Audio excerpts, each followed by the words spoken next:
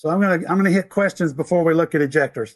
So the question is, how is excessive venting managed during extended power outages? So there's a couple of options there. Well, really, there's one option. You either have a generator that will keep the system running.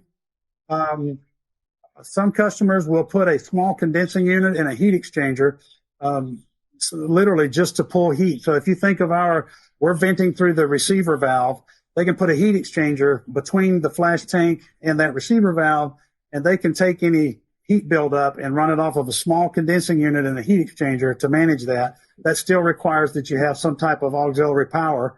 And then the other thing is that it just vents the charge. I can't stress enough that the vent valve doesn't just pop open and vent the entire charge. It pops open until the pressure on the downside, until system pressure gets below its rating, and it reseals. So it kind of burps. It makes a chattering noise, but it's going to just burp slowly over time. My guess would be that you'll lose charge during the day, and then like this system, it's fully charged. We closed it up overnight, 70 degrees. It didn't vent anything. You're not going to lose your charge all at once, which I think is kind of a common misconception because the valves kind of burp. I don't want to say an actual time because I don't want to be held to it later. The question is, if the relief valve burps, should it be replaced? That would really be an OEM manufacturer's recommendation. My personal thought, I've seen them burp hundreds of times. I've never seen one replace it because it burped. But again, that's my own opinion and not the opinion of Danfoss Incorporated.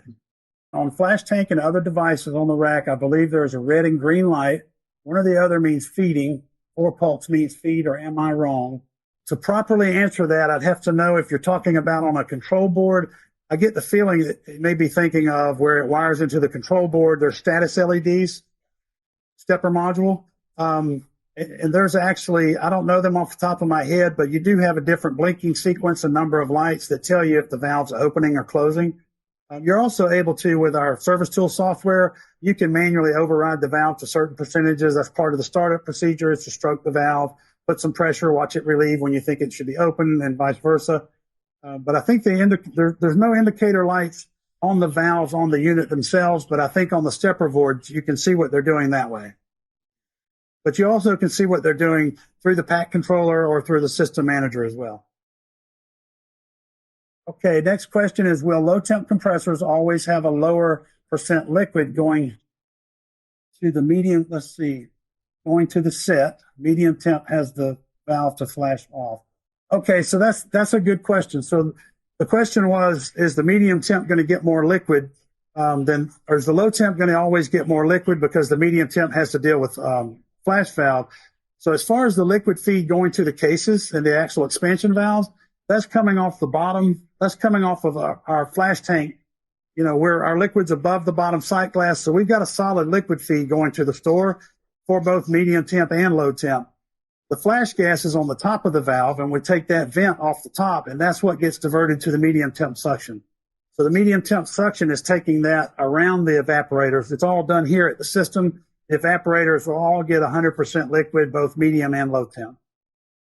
So we have a question: does the controller exercise the parallel compressors when they are unused for long periods of time? I believe the answer to that is no. There's logic. There's some built-in open logic within the pack controller that you could do that. There's a way to make it do it, but I don't think by default I don't think by default they're exercised. So the question is, have we seen vibration issues at random hertz from the VFD?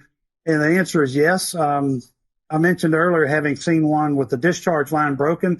The solution to that, other than it not being properly supported on the system, they also wound up skipping like 41 to 44 hertz or something. That's where the vibration was occurring.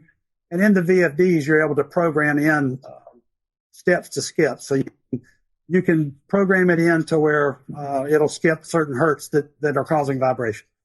But yes, that does still happen on CO2. I think that's with any inverter and compressor scenario. Every now and then you get that magic setup that causes some issues, and you use hertz step skips to address it.